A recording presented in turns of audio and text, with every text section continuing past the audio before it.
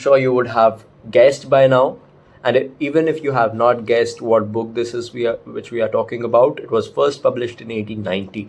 Now that might give you a lot of hints or clues of what book I'm talking about, because if you read books, this is a classic, definitely 1890s, long back, and it remains still a haunting and relevant exploration of vanity and beauty. So this book is The Picture of Dorian Gray, which is a classic novel, and it is still so relevant in our current society. Let's talk about this book in detail in this video. So this is the book, The Picture of Dorian Gray, and this is not that fat. And this is written by Oscar Wilde. I'm sure you would be able to see it. It's a classic novel, and for over a century, it continues to be very captivating for the readers because it has a haunting portrayal of human nature.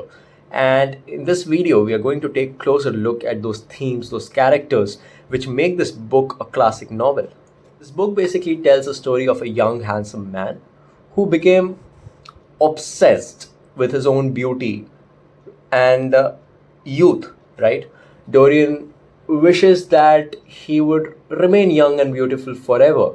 We all do, right? At some point of the time, we all want to be young and beautiful, but we grow old, right? We all grow old, and death actually comes to everyone. There's a Latin phrase that remember that death will one day finish you. So this book talks about that character, the protagonist, who is Dorian Gray, and he's there in the title of the book itself. He's obsessed with his own beauty, and as the years go by, he indulges in something which is very imaginable, leading him down to a path of moral decay and deception. So this story is worth reading. The novel's characters are a reflection of the societal norms and the value of time. But also, to speak to the timeless aspect of human nature, Dorian Gray represents the ultimate narcissist, someone who is completely self-absorbed and cares only about his own pleasure and desires. We all do that, right? Everyone in this entire world, entire globe, is there for their own desires. We all meet people.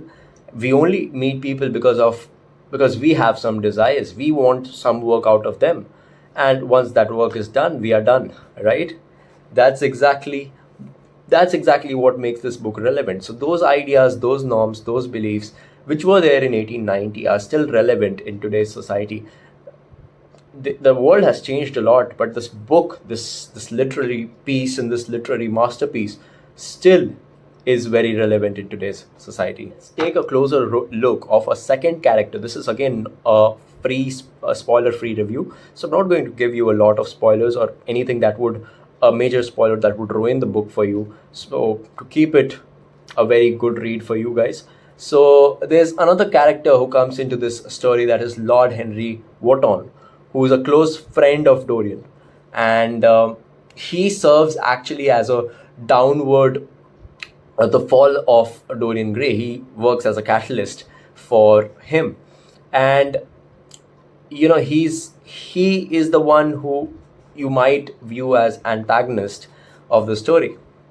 So these two characters have a major role to play, and it actually gives you a lot of insights about our society as a whole, as a collective group. The themes which I found as very relevant since the day this book was published in 1890, the novel actually explores the consequences of narcissism, right? The dangers of beauty and youth, and the corrupting influence of society. So to talk about beauty, he's not the first author, and I'm not the first one to speak about beauty. There have been so many poets and so many writers across over the centuries who have talked about beauty, and beauty is something which fades with time. It's transient. It's a transient process, and who is beautiful today might not be beautiful 20 or 30 years from now, right? So beauty fades, What remains is the person and his qualities and his ideas. So the novel explores these consequences. The author uses symbolism throughout the novel to highlight these themes, such as the portrait, the picture of Dorian Gray, the portrait. There's a portrait which is painted of Dorian Gray. So that portrait is used as a symbolism, which basically represents the hidden ugliness which lies beneath the surface of beauty. So for me, who's a writer, I definitely enjoyed this book, and I think I would recommend everyone to read this book who's a classic lover, non-classical lover, getting get who has actually just started reading book, or anyone in the world, because this his ideologies are still very relevant in today's world. That concludes the book review on Picture of the Dorian Gray. I hope you enjoyed my exploration of this classic novel. And I read this, just to tell you guys, I read this an year back. I made some notes and I annotated this book on a few pages where I liked it. I would highly recommend it to every one of you who's watching this. And the book I'm currently reading is Shantaram. It's 935 pages long, and I'm planning to make a book vlog on it, which I have never done on this channel. So let's see how it goes.